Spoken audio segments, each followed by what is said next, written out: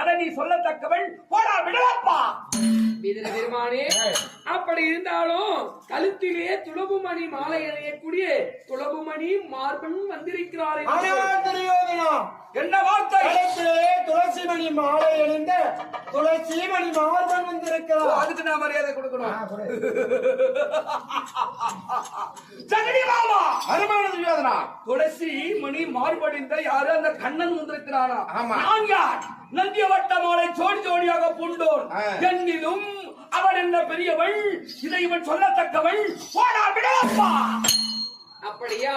அப்படி இருந்தாலும் கையிலே சங்கு சக்கரம் கதை கோதந்தம் எந்திருக்கக்கூடிய சக்கரபாணி கையோடு வந்திருக்கிறேன். துரியோதனா, என்ன வார்த்தை?